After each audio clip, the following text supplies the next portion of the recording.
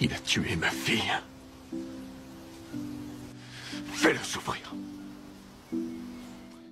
Qui n'a jamais été contrarié, qui n'a jamais été blessé par un être cher, qui n'a jamais été trahi par un proche. Bien sûr, tout le monde a déjà été contrarié. Et il arrive que lorsque la blessure est trop profonde, on a du mal à pardonner. On se dit hors de question de pardonner. Ce que cette personne m'a fait est inacceptable. Mais à cet effet, que signifie donc pardonner? Pardonner, c'est le fait de ne pas tenir compte d'une offense qu'on t'a faite, d'une erreur, d'une faute.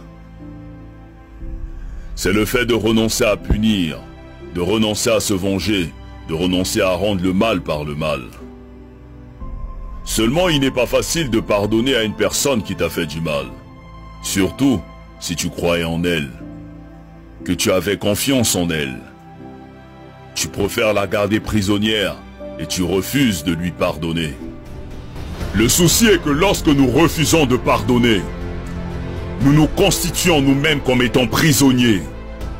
Et on commence à développer la haine, à développer l'amertume, à cultiver la jalousie et à cultiver la rancune. Et pourtant tous nous souhaitons que Dieu nous pardonne. Pour nos erreurs, nos offenses, nos imperfections et nos failles. Mais nous refusons de pardonner les fautes des autres, comme si nous n'avons jamais fait du mal à personne, comme si nous étions irréprochables.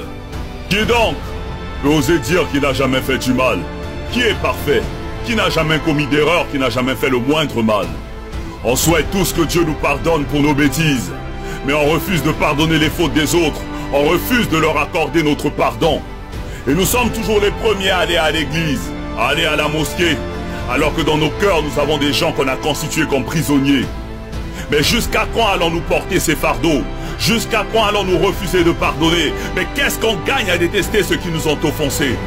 Parce que celui qui pardonne est celui qui a décidé d'avancer. Celui qui pardonne est celui qui a décidé de se libérer. Celui qui pardonne a fait le choix de donner un cadeau à quelqu'un même s'il ne le mérite pas. Parce que la rancune est une lourde pierre que celui qui pardonne n'a pas envie de transporter.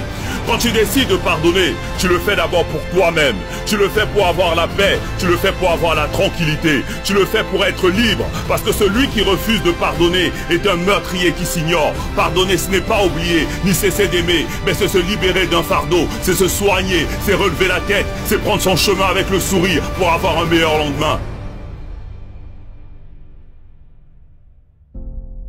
Pardonnons à toutes ces personnes qui nous ont blessés.